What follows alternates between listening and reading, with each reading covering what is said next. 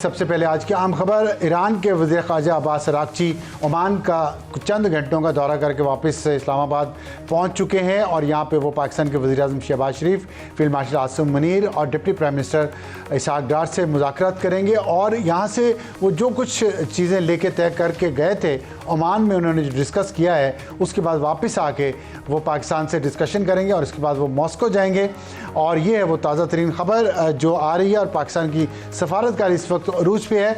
इसके साथ एक आम खबर ये है कि जो प्रेसिडेंट ट्रंप पे हमला हुआ है वाशिंगटन डीसी में, उसके पीछे कहा यह जा रहा है कि शायद इसराइल का हाथ हो, क्योंकि जो कोल एलन है, जो अक्यूज जो पकड़ा गया जिसने हमला करने की कोशिश की, वो उसकी एक तस्वीर आई है जो कि मेटा ने, जो फेसबुक की कंपनी है, उसने उतार दी है फेसबुक से। उसमें वो आईडीएफ इसराइल की जो डिफेंस फोर्सेस है उसकी टी शर्ट पहन के वो बैठा हुआ है और वो उसके साथ उसका बहुत ज़्यादा लगाव है। और ये गूगल ट्रेंड्स पे भी ये तस्वीर थी जो लाइव दिखाई जा रही थी, लेकिन फिर इसको उतार दिया गया और इससे अफवाहें ये जन्म ले रही हैं कि शायद इसके हमले के पीछे इसराइल का हाथ है, क्योंकि वो नहीं चाहता कि ईरान अमेरिका जंग ख़त्म हो और यहाँ पे अमन आए। तो आज के हमारे प्रोग्राम का तारुफ टॉप स्टोरी होगी पाकिस्तान की सफारतकारी में तारीफ और कुछ सवालिया निशानात। कामरान यूसुफ साहब हमें ज्वाइन करेंगे और आयशा एजाज खान जो तजियाकार हैं लंदन से। हॉट इशू होगा हमारा खारजा पॉलिसी कामयाब, लेकिन माशी पॉलिसी में अभी तक हमें वो कामयाबियाँ नहीं मिल सकी। सेनेटर अफरानुल्लाह खान साहब हमारे साथ मौजूद होंगे और एडिटोरियल होगा खैबर पख्तूनख्वा हुकूमत और लकड़ी माफिया साथ साथ। शुरू करते हैं हमारी आज की टॉप स्टोरी से। पाकिस्तान की सफारतकारी की काफ़ी तारीफ़ हो रही है, लेकिन कुछ सवालिया निशानात भी हैं, बात करेंगे। हमें ज्वाइन किया है कामरान यूसुफ ने जो सहाफ़ी हैं और सीनियर तजियाकार भी हैं, और आयशा एजाज खान ने लंदन से हमें ज्वाइन किया है, सीनियर तजिया निगार हैं। कामरान, आपसे बात का आगाज़ कर लेते हैं। आप बताइएगा क्या ख़बरें हैं। अब्बास अराग़ची ओमान गए थे कल और सुना है कि पाकिस्तान के तैयारे पर वहाँ पर गए हैं। क्या वो वापस इस्लामाबाद तशरीफ़ ला रहे हैं या मॉस्को जा रहे हैं, और क्या चल रहा है ये डिप्लोमेसी में जो इस वक्त पर्दे के पीछे हो रही है? देखें, जो अभी तक की इतलात हैं, बिल्कुल जो ओमान गए थे ईरान के वज़ीर ख़ारजा पाकिस्तान से ही और पाकिस्तानी तैयारे पर ही गए थे। और अभी तक जो मेरे पास भी इतला है वो पाकिस्तान ही इस्लामाबाद वापस आ रहे हैं और ओमान में जो वहाँ पर उनकी जो भी कंसल्टेशंस हुई हैं उसी के हवाले से पाकिस्तान के साथ भी डिस्कशन करेंगे। और जो खुद ईरान का स्टेट मीडिया भी रिपोर्ट कर रहा है कि ईरान के वज़ीर ख़ारजा के साथ जो एक और जो बाकी उनके वक्त के लोग थे वो ईरान वापस चले गए थे अपनी लीडरशिप के साथ कंसल्ट करने से मुतालिक। तो अगर आप इन डॉट्स को कनेक्ट करें, जो मैंने पहले भी जिक्र किया था कि जब उन्होंने ऐलान किया था कि वो इस्लामाबाद, उसके बाद मस्कत और फिर मॉस्को जाएंगे, तो इसका ये मतलब मुझे जो समझ आया है कि जो बज़ाहिर तो शायद कुछ लोगों को एक मायूसी भी नज़र आती है, लेकिन अपेरेंटली इट लुक्स लाइक कि बिहाइंड द सीन ये जो डिप्लोमेसी है ये काफ़ी सीरियस डिस्कशंस हो रही हैं और इश्यूज़ को किस तरीके से रिजॉल्व करना है उसके हवाले से बातचीत हो रही है। और शायद दो जो बड़े इश्यूज़ हैं, एक ईरान का जो न्यूक्लियर प्रोग्राम है और दूसरा इस जंग के बाद और जंग के दौरान जो स्ट्रेट ऑफ होर्मुज़ वाला मामला है, उसके हवाले से शायद कोई फ्रेमवर्क के ऊपर बात हो रही है, क्योंकि ये दो बड़े स्टिकिंग पॉइंट हैं। अगर इसके हवाले से कोई अग्रीमेंट हो जाता है, कोई अंडरस्टैंडिंग हो जाती है, तो फिर इस जंग का परमानेंट जो सोल्यूशन है वो निकल सकता है। तो ओवरऑल जो मेरी अपनी अंडरस्टैंडिंग है, कल लोगों में ये मायूसी थी कि जब अमेरिकी सदर ट्रंप ने कहा कि वो स्टीव विटकॉफ और जैरेड कुशनर को नहीं भेज रहे, बट मेरा ख्याल है कि उसका ये हरगिज मतलब नहीं था कि हम इमीडिएटली दोबारा जंग की तरफ जा रहे हैं या सीज फायर खत्म हो रही है या जो डिप्लोमेटिक प्रोसेस है वो कोलैप्स कर गया। डिप्लोमेटिक जो प्रोसेस है, जो मेरी अंडरस्टैंडिंग है, very much alive and kicking. तो इसमें ये जो आपने अभी मायूसी की बात की है, इसकी क्या वजह है? इतने अप्स एंड डाउन क्यों लोगों में? मीडिया भी करता है ये काम, लोग भी करते हैं, लोगों को तो चलें ज़्यादा तजर्बा नहीं होगा, मीडिया को तो है। ये डिप्लोमेटिक प्रोसेस तो बड़ा लंबा और टीडियस होता है। ये फौरी तौर पे ये T20 मैच तो नहीं है जो मीडिया इतनी जल्दी बात को ऊपर ले जाता है फिर नीचे ले आता है। क्या आप इस पे समझते हैं, क्यों कर रहा है ऐसे मीडिया? देखिए, उसमें और कोई वजह है? मेरे ख्याल में उसमें एक तो आप अमेरिकी सदर ट्रंप को भी क्रेडिट दें, क्योंकि जिस तरीके से वो बयानात देते हैं और उन्होंने जो डिप्लोमेसी का बिल्कुल नक्शा ही बदल दिया है, एक तो ये फैक्टर है। लेकिन हैविंग सेड दैट, वो बेशक एक गैर रिवायती सियासतदान हो, लेकिन जो बतौर जो सहाफ़ी हैं, अगर वाकई आप जो डिप्लोमेसी को समझते हैं, सिफारतकारी की आपने रिपोर्टिंग की है, तो फिर आपका जो असेसमेंट है वो बेस्ड ऑन जो स्टेटमेंट्स होती हैं कि अभी ये स्टेटमेंट आ गया और उसके बाद फ़ौरन आपने जंप द गन नहीं करेंगे। जो पर्दे के पीछे जो कुछ हो रहा है, जो डॉट्स आप कनेक्ट करेंगे उनको सामने रखते हुए फिर असेस करेंगे। तो मुझे लगता है कि यहाँ पर तजुर्बे की भी कमी है, शायद लोगों को इतनी अंडरस्टैंडिंग नहीं है। और दूसरा, हमारे यहाँ क्योंकि सोशल मीडिया जिस तरीके से ग्रो कर रहा है, तो दूसरा व्यूज और क्लिक्स के चक्कर में भी आप इमीडिएटली जो है वो अपनी असेसमेंट देना शुरू कर देते हैं। अगर आप मेरी बात करें, बहुत से लोग शायद होता है कि जी आप मिनट बाय मिनट अपडेट क्यों नहीं देते, बिकॉज मुझे 20 साल हो गए हैं ये डिप्लोमेसी कवर करते हुए, तो मैं तो वो टिकर्स के ऊपर या जो इस तरह के इधर उधर मैसेजेस आते हैं उनके बजाय जो ब्रॉडर जो इस वक्त चीजें चल रही हैं उनको सामने रखते हुए वो देख रहा हूँ। और यही वजह है कि इवन जब इस्लामाबाद में बुध के रोज गालिबन मुज़ाकरात का दूसरा दौर होते होते रह गया, उसके बाद भी लोग बहुत मायूस थे, लेकिन उसके बाद एक खामोशी देखने को मिली। कुछ लोगों के लिए या बहुत से लोगों के लिए वो खामोशी एक डिसअपॉइंटमेंट थी कि सब कुछ खत्म हो गया है।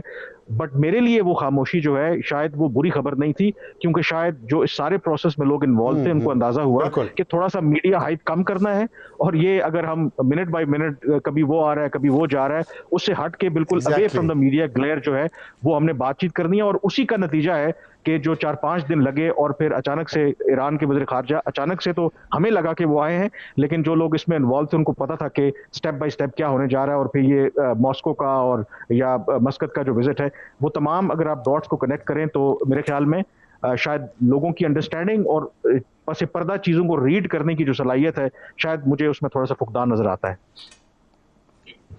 हाँ, नहीं, बड़ी मेच्योर बात की आपने। आयशा एजाज साहिबा, बहुत शुक्रिया, आपने हमें पहली बार ज्वाइन किया हमारे प्रोग्राम में लंदन से, और आपने अभी एक आर्टिकल भी लिखा जो आपने अपने एक्स अकाउंट पे शेयर किया था।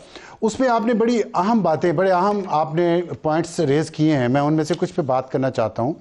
तो ये बताइएगा कि तो ये है कि ये तनकीद होती है, जैसे अभी कामरान साहब ने भी कहा है कि पाकिस्तान का सोशल मीडिया क्वेश्चन करता है, मीडिया क्वेश्चन करता है, लेकिन हमने देखा कि इंटरनेशनल मीडिया भी इसी चक्कर में पड़ा हुआ है। वो भी मिनट बाय मिनट चाहता है कि कमेंट्री हो, और फिर जब खबर नहीं मिलती तो अपनी मर्ज़ी के लोगों को पकड़ के उनसे कोर्ट्स लेके वो चीज़ें चला देते हैं जो पाकिस्तान के भी ज़ाहिर ख़िलाफ़ हैं, और इस पूरे प्रोसेस को भी वो क्वेश्चन करते हैं। आपके ख्याल में जो चंद इंटरनेशनल मीडिया के लोगों ने जो ये क्वेश्चन रेज़ किया है कि पाकिस्तान न्यूट्रल नहीं है, आप क्या समझती हैं कि पाकिस्तान न्यूट्रल है और पाकिस्तान मीडिएटर है या फैसिलिटेटर है?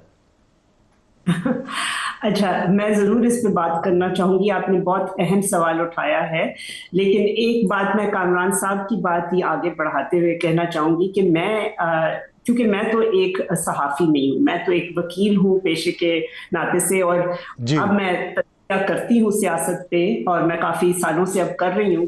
तो मैं तो जब कुछ पढ़ती हूँ ना अखबार में या सोशल मीडिया पे, कि अगर कोई सहाफ़ी कह रहा है कि जी ये मेरी सोर्स ये कह रही है, कोई के मैं अपनी इन सीक्रेट मुझे किसी सोर्स ने ये बताया, और सोर्स का नाम नहीं दिया गया। अगर तो आप सोर्स का नाम दे रहे हैं तो वो मैं उसको पुख्ता खबर समझती हूँ।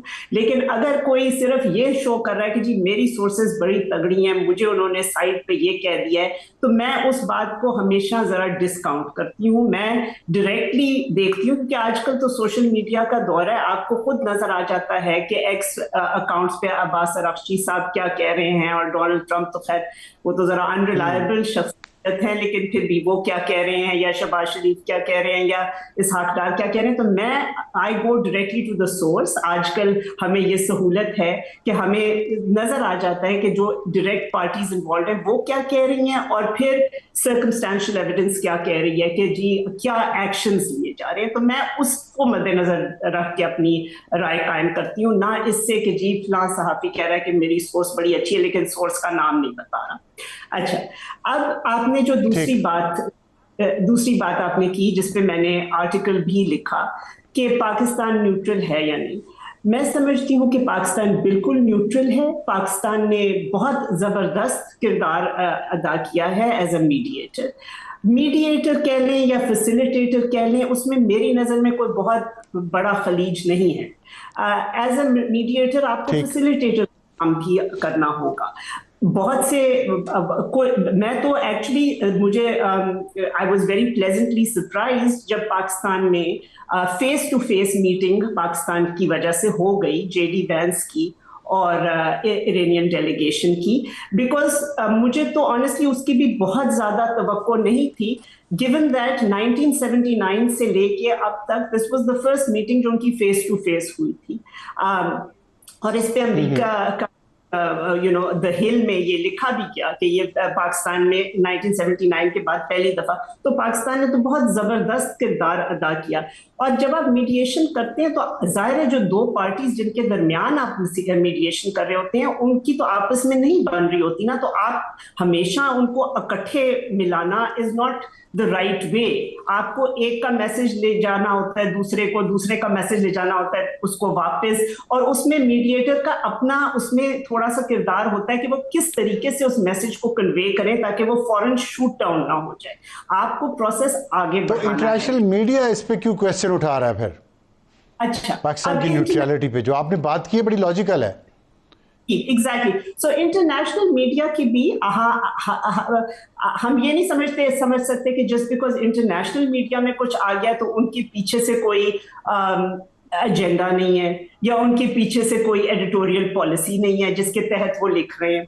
अब मैंने अपने एक्स अकाउंट पे जो आर्टिकल शेयर किया था उसमें तो मैंने बिलखुसूस जो एफटी में आर्टिकल आया था, क्योंकि आई हैव फाउंड कि उसमें बहुत से गैप्स और लकूनास थे, तो मैंने सिर्फ उस पर कमेंट किया था। बट इसी तरह मैंने वॉशिंगटन पोस्ट में भी पढ़ा है, मैंने इकोनॉमिस्ट में भी पढ़ा है, जो कि मुझे लगता है कि वो एक्चुअल खबर पे कम बात कर रहे हैं और जो एक कहानी वो बनाना चाह रहे हैं उस पे वो ज्यादा उस एंगल से नहीं। ये अगर मैं आपकी इस बात से एग्री करूं, लेकिन जो एफटी का आर्टिकल है फाइनेंशियल टाइम्स का, उसका राइटर दो में से एक पाकिस्तानी ओरिजिन का है, और जो कोट किया है उन्होंने वो खातून भी, मैं जानता तो नहीं उनको, ना मैं राइटर को जानता हूं, लेकिन नाम से लगता है कि पाकिस्तानी ओरिजिन का होगा। क्या वजह है कि आप भी ज़ाहिर पाकिस्तान से बाहर रहती हैं, लेकिन आपको मैं पढ़ता हूं, आपकी सोच बिल्कुल वैसी जैसे पाकिस्तान के अंदर रहने वाले लोगों की है, लेकिन बहुत सारे पाकिस्तानीज ऐसे हैं जो ऐसी पोजीशंस पे हैं जहाँ पे वो राय को इन्फ्लुएंस कर सकते हैं। वो हमेशा पाकिस्तान के बारे में इतना क्रिटिकल क्यों है? क्रिटिकल होना चाहिए, नेगेटिवली क्रिटिकल क्यों है? अच्छा, क्रिटिसिज्म मैंने भी किया है इन द पास्ट, बट वही बात है कि जब कोई नॉट अंडर एन एजेंडा, आपने मुझसे पूछा, मेरा ये है कि मैं कंप्लीटली इंडिपेंडेंट वॉइस हूँ, मेरा किसी अदारे के साथ कोई ताल्लुक नहीं है, थिंक टैंक के साथ कोई ताल्लुक नहीं है, so I am not constrained by anybody's editorial. आपने जर्नलिज्म में इतना अरसा काम किया तो आपको पता होगा कि हर मीडिया हाउस का कोई ना कोई तो एडिटोरियल एंगल होता है। अब जो दो पाकिस्तानी जिनकी आपने जिक्र किया, तो हमजा जिलानी एफटी के लिए काम करते हैं, he is bound by FT's editorial policy, और हो सकता है कुछ पाकिस्तानी भी ऐसे हैं जिनका व्यू पॉइंट इस पे शायद कि वो, क्योंकि शायद वो इमरान खान को सपोर्ट, मुझे नहीं पता इनके बारे में, लेकिन मैं वैसे जानती हूँ कुछ के जो इमरान खान को बहुत ज्यादा सपोर्ट करते थे, उनको ये बात पसंद नहीं आ रही कि जी पाकिस्तान क्यों लाइमलाइट में पॉजिटिवली आ रहा है। जहाँ फरजाना शेख को तो मैं मिल चुकी हूँ, बात वो जिस थिंक टैंक के लिए काम कर, चैथम हाउस, वो एक बहुत यहाँ पे माना हुआ थिंक टैंक है ब्रिटेन का, royal institute of international affairs का थिंक टैंक है, लेकिन again she is bound bye जो वो थिंक टैंक कहानी आगे लाना चाह रहा है। तो उन्होंने ये बात की कि पाकिस्तान की और यूएस की एक पेट्रन क्लाइंट रिलेशनशिप है, जिसको मैं बिल्कुल अग्री नहीं करती, ना सिर्फ कि आज नहीं है, मैं नहीं समझती कभी भी। जी।